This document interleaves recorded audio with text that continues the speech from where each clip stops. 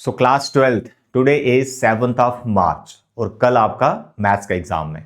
I know कि आपने preparation बहुत अच्छे से की है। अगर आपको थोड़ी सी भी टेंशन हो रही है तो टेंशन मत लो, कल का एग्जाम आपका बहुत अच्छा जाएगा। मैं हमेशा आपको यही बताता आया हूं कि अगर आप एनसीईआरटी परफेक्ट कर लेते हैं इंक्लूडिंग मिसलेनियस और हर एक एक्सरसाइज में जो एमसीक्यूज होते हैं, मिसलेनियस के एंड में भी एमसीक्यूज होते हैं, अगर सिर्फ वही परफेक्ट है ना, क्या बोल रहा हूं, मिसलेनियस एक्सरसाइज और जितने भी एमसीक्यूज दे रखे हैं एनसीईआरटी में, तो आप मान के चलो कि आप मैथ्स में 70 एवर मार्क्स स्कोर कर लोगे सिर्फ किस चीज से, मिसलेनियस एक्सरसाइज और उसके एमसीक्यू से। बस हाँ, कॉन्सेप्ट क्लियर होना चाहिए। ऐसा नहीं कि क्रैमिंग करके आपने उनको याद कर लिया है, नो, कॉन्सेप्ट क्लियर होना चाहिए और वो हर एक क्वेश्चन आपको अच्छे से आना चाहिए। तो मेरे बच्चे, बिल्कुल घबराने की बात नहीं है। आपने बहुत अच्छे से प्रिपरेशन की है और कल का एग्जाम आपका बहुत अच्छा जाएगा और एग्जाम बिल्कुल डिफिकल्ट नहीं आने वाला है। आप जब एग्जाम हॉल से बाहर आओगे, आप सबको यही बता रहे होंगे कि बहुत लड्डू पेपर आया था बहुत इजी पेपर आया था। आपका एग्जाम बहुत अच्छा होगा। अपनी प्रिपरेशन पे विश्वास रखो, आपने बहुत अच्छे से प्रिपरेशन की है, ठीक है। तो प्लान के अकॉर्डिंग आज के दिन आपको 2 सैंपल पेपर प्रैक्टिस करने थे। आई होप आपने कर लिए होंगे। And first of all I am very sorry कि 2 दिन से यार वीडियो नहीं बना पाया, बहुत बिजी हूं। सीबीएसई ने 10th एंड 12th दोनों का एग्जाम एक साथ ही रख दिया है। कल आपका है 10th मार्च को, 10th वालों का, ठीक है। तो दोनों क्लासेस के स्टूडेंट्स हैं, ऑफलाइन भी है ऑनलाइन भी है, सब पढ़ा रहे हैं बहुत बिजी हूं, ठीक है। तो इसलिए आई एम वेरी सॉरी, 2 दिन के लिए आपको मैं गाइड नहीं कर पाया, नहीं कुछ बता पाया। लेकिन आज मैं स्पेशली आपको 2 चैप्टर वेक्टर एंड 3D, जिसके मुझे मैसेज भी आ रहे थे कि इंपॉर्टेंट क्वेश्चन बता दो, तो वेक्टर 3D के मैं कुछ इंपॉर्टेंट क्वेश्चंस आपको यहां बताने आया हूं। उनको नोट कर लो और उनको परफेक्ट कर लेना और उनकी नॉलेज आपको अच्छे से होनी चाहिए, ठीक है। तो अगर आप सैंपल क्वेश्चन पेपर की प्रैक्टिस कर रहे हैं तो मैं आपको सजेशन देता हूं कि सैंपल क्वेश्चन पेपर जो आपको करने हैं वो आपने प्रीवियस ईयर जो रियल क्वेश्चन पेपर है वो करने हैं सीबीएसई के। जो लास्ट ईयर जितने भी सेट थे, 3 सेट अलग अलग स्टेट्स में रहे होंगे, वो सारे सेट आपको प्रैक्टिस करने, ज्यादा नहीं, 2 आज और 2 कल करने थे। तो 4 पेपर आप कर लो, मैक्सिमम 5 तक, ठीक है। 3 पेपर एक दिन में हो जाते हैं। अब वो करने कहां से मिलेंगे? मेरी एजुकेशनल ऐप है जिसका लिंक मैं आपको दे रहा हूं डिस्क्रिप्शन पे, वहां ऐप को डाउनलोड करो और उसमें मैंने प्रीवियस ईयर बहुत सारे पेपर रखे हुए। तो आप रैंडमली कोई भी पेपर उठाओ, ठीक है, और उसको प्रैक्टिस करो टाइम सेट करके। जब आप रियल पेपर सीबीएसई का प्रैक्टिस करोगे तो आपको एक आइडिया मिल जाएगा कि सीबीएसई किस लेवल के क्वेश्चन पूछता है। तो आप देखोगे पूरा पेपर एनसीईआरटी से ही बनता है। हाँ, कई क्वेश्चंस में लैंग्वेज थोड़ी सी चेंज की होती है, प्लीज अच्छे से रीडिंग कर लेना, लैंग्वेज को समझ लेना इसमें पूछा गया है, ठीक। तो आप बिल्कुल घबराओ मत, रियल सीबीएसई के जो पेपर है वही प्रैक्टिस करो, तो आपको बहुत बेनिफिट होगा। एक्स्ट्रा बहुत सारे क्वेश्चंस आपको मिल जाते हैं, वो करने की जरूरत नहीं है। मैंने आपको वर्कशीट भी दी है 4 चैप्टर्स की, वो कर लो। उसके बाद मैंने वर्कशीट बोला था, उसकी जरूरत नहीं है। आप सैंपल क्वेश्चन पेपर सिर्फ प्रैक्टिस करो, ओनली सैंपल क्वेश्चन पेपर। कौन से? रियल सीबीएसई के पेपर जो मेरी ऐप पे आपको मिल जाएंगे। Is it clear? तो मेरे बच्चे, today is 7th of March, 2 paper तो जरूर कीजिएगा, ठीक है। उसके बाद कल आपको 2 करने थे, फिर वेक्टर 3D आपने कर लिया होगा। ये सभी चैप्टर्स का मैंने प्लान बता रखा था और मैंने आपको चैप्टर वाइज वेटेज भी बताई थी। यहां वेटेज लिखी हुई है, अगर आपको नहीं पता फिर नोट कर ले। कैलकुलस के जो 5 चैप्टर्स हैं ये 35 मार्क्स के हैं। आई होप आपने इनको अच्छे से कर लिया है। वेक्टर 3D जो कि दोनों बहुत छोटे चैप्टर है, ये 14 मार्क्स का है। आप मान के चलो हर एक बच्चा इन चैप्टर के क्वेश्चन कर ही लेता है जो भी बोर्ड में आता है। तो कौन से करने हैं वही मैं यहां पर आपको अभी बताने वाला हूं। ध्यान से उनको नोट कर लो। अगर नहीं आते हैं प्लीज आप मुझे कमेंट कर सकते हैं, मैं वीडियो बना दूंगा।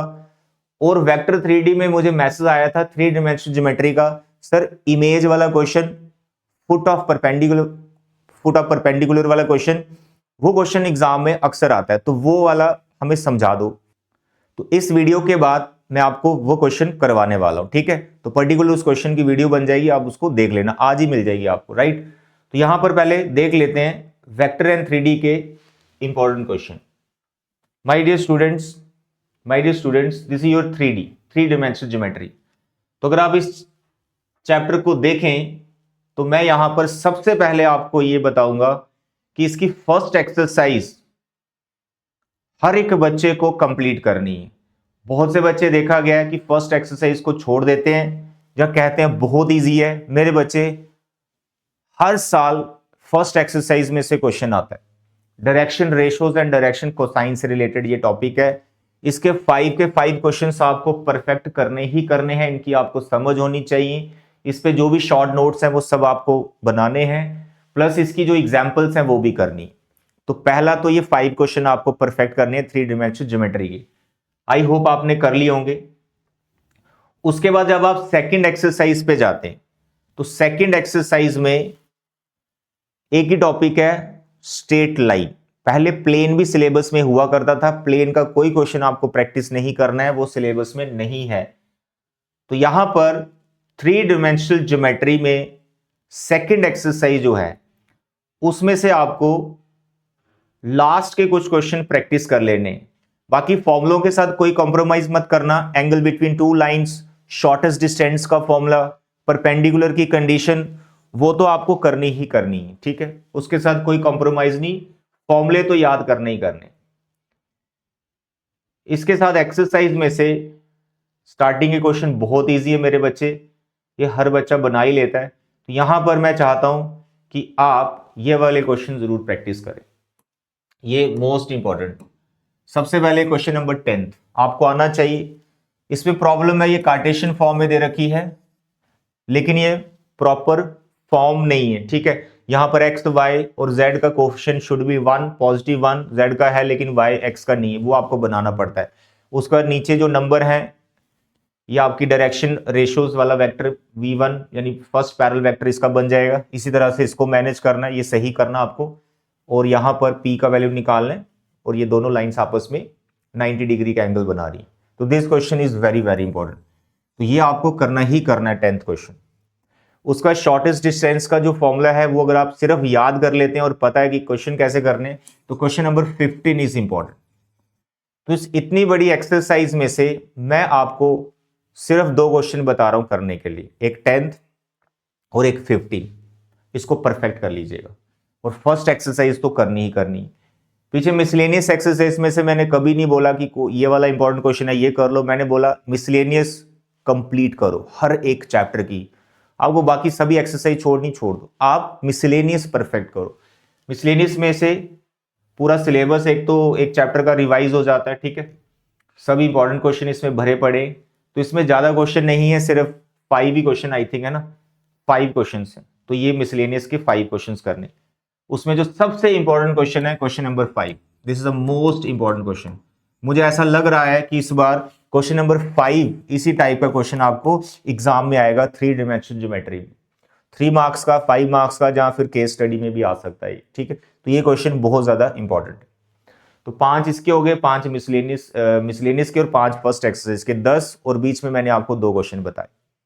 तो 12 से 13 क्वेश्चन बनाने आपको, और 1-2 कर लोगे एंगल बिटवीन टू लाइंस का, तो 15 क्वेश्चंस मैक्सिमम बनते हैं। तो 15 क्वेश्चंस मानो आपको मैक्सिमम 2 घंटे लगेंगे इनको प्रिपेयर करने में। सो प्लीज इनको कर लेना। बाकी फुट ऑफ परपेंडिकुलर या इमेज वाला क्वेश्चन एनसीईआरटी में नहीं है, बट एग्जाम में पूछा जाता है। शॉर्ट शॉर्ट में आपको अभी करवाऊंगा, थोड़ी देर में आपको वीडियो मिल जाएगी, ठीक। इसके बाद आ गया vector. Vector as compare to 3D ज्यादा इजी है। अब इसमें 2 ही कॉन्सेप्ट से रिलेटेड टॉपिक चलते हैं, 2 ही कॉन्सेप्ट से रिलेटेड क्वेश्चन है, dot product and cross product.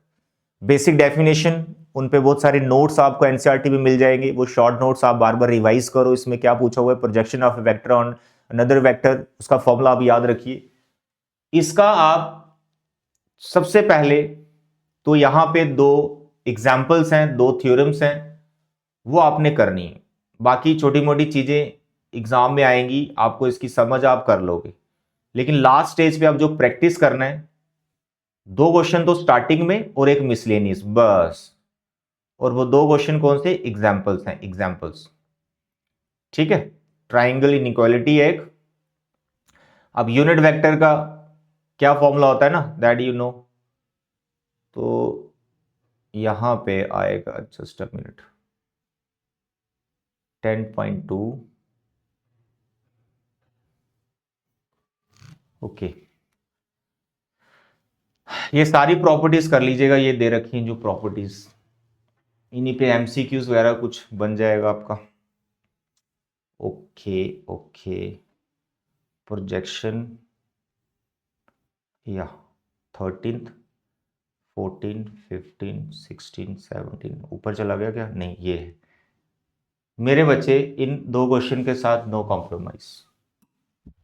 Example number 19, इसको जरूर करना आपको, ठीक है। छोटी सी एग्जाम्पल है, थ्योरम टाइप, इसको जरूर प्रैक्टिस करना। उसके बाद एग्जाम्पल नंबर 20, इन दोनों को परफेक्ट कर लीजिएगा, 3 मार्क्स में आ सकती है, ठीक है। 2 क्वेश्चन ये करने वेक्टर के, और वेक्टर की मिसलेनियस एक्सरसाइज करनी है विद एग्जाम्पल्स। एग्जाम्पल्स मत छोड़िएगा वेक्टर की, दैट्स ऑल, और कुछ नहीं करना वेक्टर में से।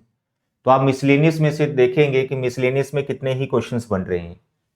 मिसलेनियस में टोटल क्वेश्चन आपके जो बन रहे हैं, टोटल क्वेश्चन जो आपके बन रहे हैं मिसलेनियस में, that is we can see here, कितने हैं भाई, देखो देखो, आ जा, ये आ गया, समरी बहुत बड़ी है, सारे फॉर्मूले देखो, इसके MCQs they are very important.